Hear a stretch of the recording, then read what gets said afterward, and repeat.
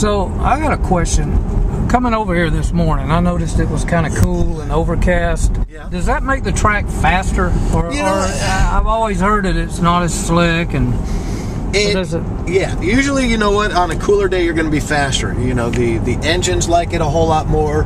You know, your tires are less apt to go greasy, and so, you know, you always on days like what we have today, where it's overcast, it's on the cooler side, you generally are, you know, a little bit quicker than on those days when it's warmer out. But the other thing is that there are times, you know, where, you know, you get a lot of cars running, cleaning off the track, you know, rubbering the place up, so to speak. You know, it'll get super fast then too. So, and there's nothing like a race weekend to motivate you, you know, to go a little bit faster. And from a fan's perspective, when we're over here on the other side of the wall watching the race, I don't think people understand how narrow this thing is. It blows my mind that you guys race such a narrow track. Yeah, it is. You know, and the funny thing, you know, I remember, you know, for golf, you know, you hear golfers talking about, yeah, you know, today the hole was like, it was, you know, a yard wide,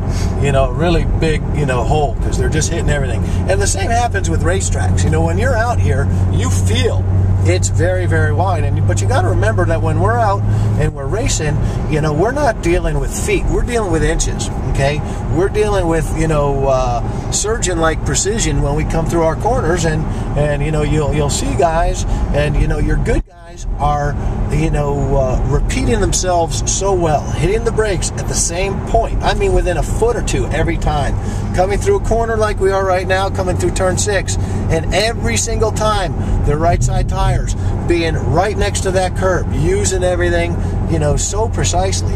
And so it does, you know, get to where it feels like it's a big circuit. And but yeah, if you get out here, you know, on your own, you know, yeah, it's like it's not all that big.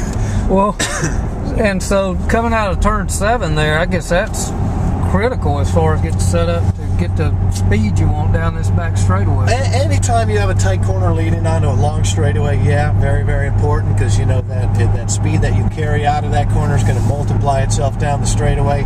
Road Atlanta has got a great straightaway here, and you know, I know that in the Cadillac we get up to about 167, 168. Actually, you know what, the Corvette does not go, even though it's got a little bit quicker lap time, okay, doesn't get to the top speed because it's got more aero on it. And but they, of course, because of that aero, can brake later than we can, and carry a little bit more momentum through the corners. But this is turn 10A, okay, the left-hander, and it's just one of the best overtaking areas on the racetrack. You can get a little bit of a draft off a guy. You come underneath here, make a move to the inside, through 10B. And you know, this is one of the most daunting visuals in racing, because you've come through there in 3rd gear, at the bump there you're just switching into 4th gear, and then the whole world just falls away from you. That can kind of freak you out. But then, you know, you feel the bumps as we go through here. Yeah. Okay? And those little subtle bumps make turn 12 so difficult. You know, one of the ways, if you're a normal fan, to check out, you know, what are the dangerous corners on the racetrack, what are the tricky ones, you look at the exit of the corner to see all the skid marks, you know, and you'll see, you know, as you go through one, people don't really fall off turn 1, even though it's a fast corner.